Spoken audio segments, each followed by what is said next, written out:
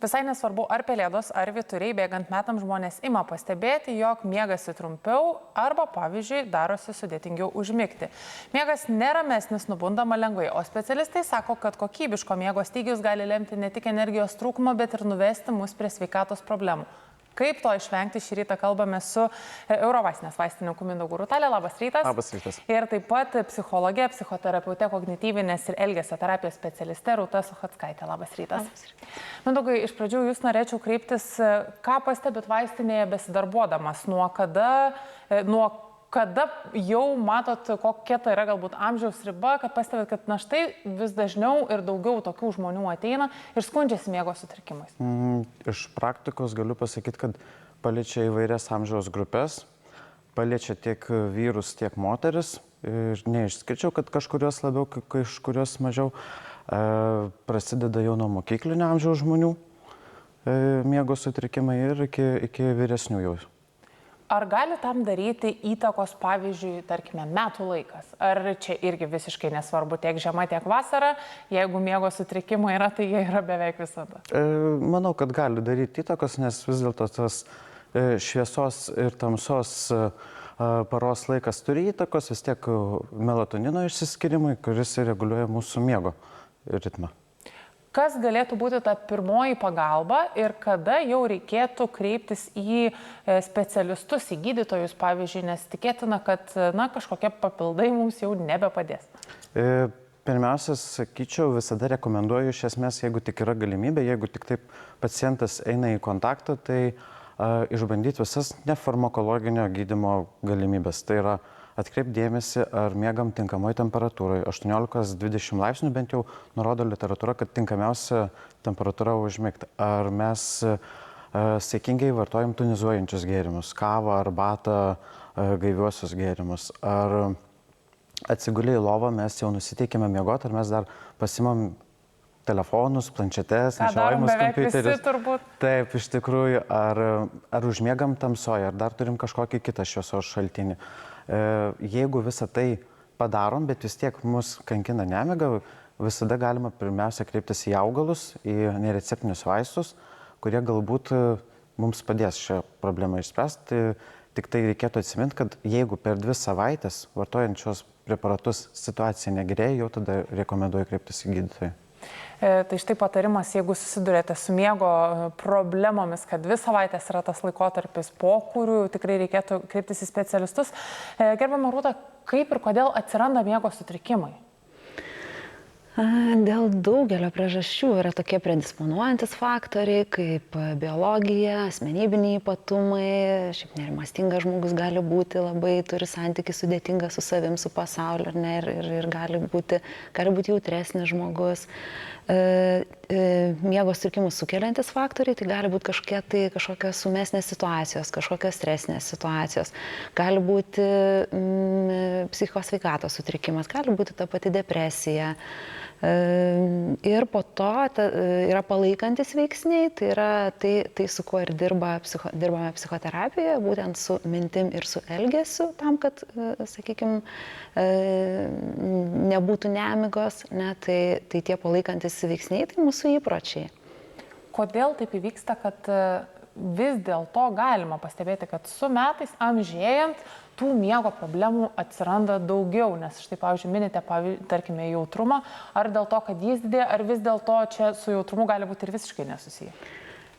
Amžėjant su metais, kaip ir kolega sakė, apie miego hormoną, melatoniną, kuris reguliuoja miego ir būdravimo ciklus, tai natūraliai su metais amžėjant šito hormono mažėja. Tai irgi labai svarbu, kad prevenciškai, kas gali būti, tai gali D vitaminas truputį paskatinti melanino išsiskyrimą, dienos šviesa, pasivaikščiojimas grynam ore. Yra tokių būdų, tokios sveikos gyvensenos įpročių, kurie gali truputėlį padėti, nes natūraliai to miego hormono mažėja.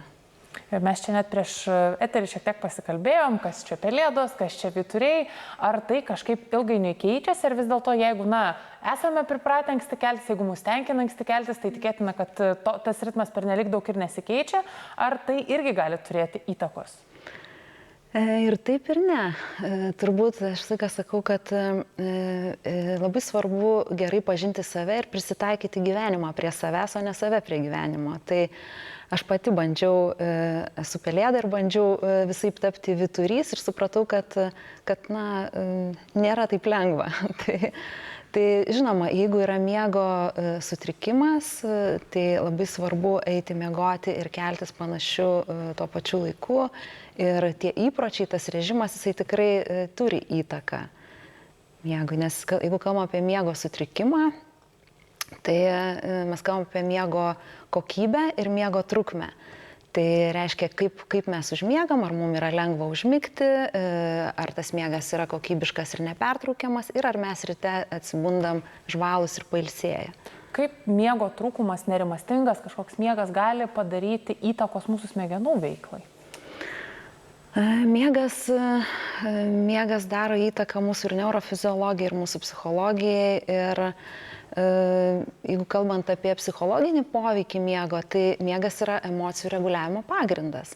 Ir jeigu mes nekokybiškai miegam, mes galim būti jautresni, mūsų dirglumo, susierzinimo slengsnis yra visai kitas. Taip pat, jeigu kalbant apie psichologinį poveikį, tai yra kognityviniai procesai visi, kurie tai yra reakcija, yra dėmesys, yra mąstymo visi procesai, kurie yra susijęs su miego kokybė. Pavyzdžiui, jeigu mes neišsimiegoję, nuolat neišsimiegam, tai mūsų smegenys veikia panašiai kaip pavartojus alkoholio. Reakcijos greitis, dėmesingumas. Tai dabar visi tie, kurie mažai miega, jau turėtų labai sunerimti ir tikrai pradėti kažką daryti tam, kad to poilsio kažkokiu būdu surastų daugiau, ar ne? Nes tas trumpas miegojimo laikas gali tiesiogiai daryti įtaką ne tik mūsų gyvenimo kokybei, bet ir mūsų sveikatai. Visiškai taip, ir emociniai sveikatai, ir fiziniai sveikatai. Yra tokios trys kojos, kaip aš sakau, kurias remiasi mūsų fizinė ir emocinė sveikata. Toks pagrindas bazė, tai yra miegas, mityba ir fizinis aktyvumas. Tai miego metu išsiskiria ir augimo hormonas, kuris yra labai svarbus ne tik tai jaunam žmogui, bet ir amžėjant. Nes mes kalbame apie raumenų atsistatymą, apie kaulų tankį, apie odos funkcijas. Vyksta miego metu, iš tikrųjų miegas nėra pasyvus procesas, miego metu mūsų organizmas dirba ir jisai ruošiasi kitos dienos iššūkiams. Tie iššūkiai gali būti ir infekcija, gali būti ir ląstelės mutacija, perinant į vėžinę. Ir jeigu mes gerai kokybiškai miegame, mes esame daugiau pasiruošę tiems iššūkiams. Dėkoju, kad atvykote, ačiū Jums už pokalbį. Nieko kito dabar nenorėčiau palinkėti, kaip tik gerai išsimiegoti, bet suprantu, kad metas jau toks, kai matyt, kad ir jeigu jau žiūrit Labą rytą, kad kylate į darbus, tai tegul kita naktis būna ramesnė, miegas šviesesnis ir iš tiesų nepamirškim, kad kuo ilgiau išsimiegosim, tuo patys geriau jausimės, nes mūsų organizmui tai yra labai reikalinga. Dėkoju dar kartą, kad atvykote į studiją.